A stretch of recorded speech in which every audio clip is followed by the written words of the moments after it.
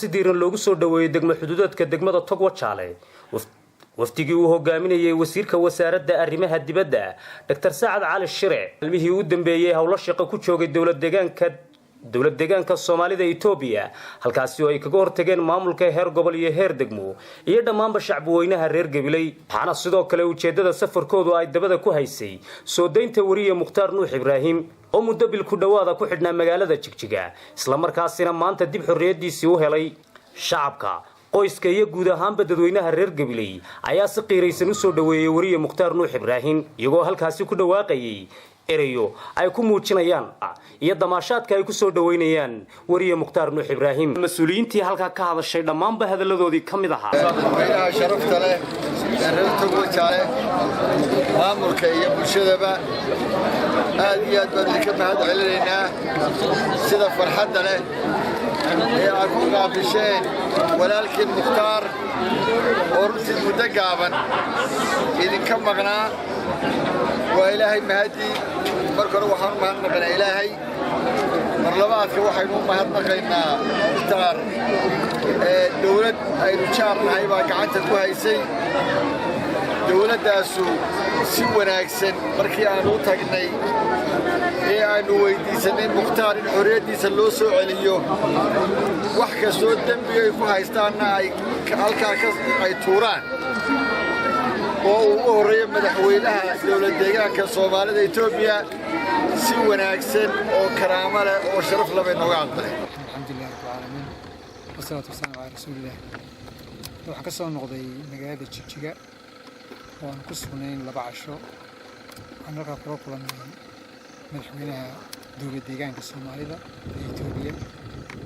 iyo xubno fara badan oo ka tirsan wasiiradiisa waxaan ka wada hadalnay amuuro fara badan oo ay ka mid tahay ammaanka iyo iskaashiga xasan xagga waxbarashada aad iyo aad u faraxsanahay halkii ka dheer wasaaradda arrimaha dibadda iyo wasiirada dhammaan Soomaaliya ay u galeen loo soo diilaa Mukhtaar leeyahay aad iyo aad halkii ka dheer ee ugu mahadcelinayaa Mukhtaar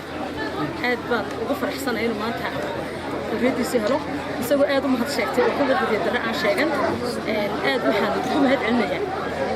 ismaamulka gobolka Itoobiya Soomaalida Itoobiya madaxweynaheega iyo wasiirada hogaaminayo sidii wanaagsaneyd ee hawsha u qaabileen laguna soo dhaweeyay aad iyo aad baan ugu mahadcelinayaa kolley maanta waxa halkan ka dhacaya isu sheegmayno indhihiina ku wada aragnaa wixii aynu muddada badan naawuleynay oo ahaa sidii loo soo dayn lahaa wariyaheennii Mukhtaar maanta indhihiinay taallaa horena waan idinku sheegnay in ay arrinkaa dawladdu xil weyn iska saartay ku sii dheeraan maayo hadalka waa aamin gaaban safar bay soo galeen wafdidu waxa kaliya dadweynaha reer Wajaale kula ballamaya waxa weeye inaynu ilaalino nabadgelyada naga dhaxaysa inaga iyo dawladda jaarkeena inaynu ilaalino oo xukuumaddeena ayna ka dheerayn oo dadka shacabka xukuumadda aanay ka dheerayn markay wax yimaadaan intaasay ku gaabinayaan walaalkay Mukhtaar Nuux Ibraahim inuu inala joogo oo inala ciidayo maanta Jimcaha isagoo xor runtii arrintan aynu maanta u joogno waa midho dhalka dadaal ay xukuumaddu ka gashay arrinta Mukhtaar Nuux Ibraahim maalinta arrintu dhacday ilaa maanta aynu natiijadii hayno wax goolka ahayd aynu suganay waxaan uga mahad celinaynaa runtii xukuumadda Soomaaliland heerarkeeda kala duwan maalinta arrintaasi dhacday ilaa maanta oo wasiirka wasaaradda arrimaha gudaha iyo wasiiradii kala goobjoognu leeyihiin uga mahad celinaynaa sidoo kale waxaan u mahad celinayaa madaxda dawlad deegaanka Soomaalida Itoobiya ee aqbalay codsigii xukuumaddeena inay wariyaha xorriyadiisa u soo celiyaan hadii sheegaya walaalayaal dawladda uu hogaaminayo mudane Axmed Maxamed Siiraayo in ay Soomaaliland isku mid tahay inaan reer iyo citoona aan marnaba laga dhigin waxyaalahaas waxay u dhimayaan qarannimadeenna dawladnimadeenna walaalnimadeenna isku xidhnaanshadeena ayay u dhimayaan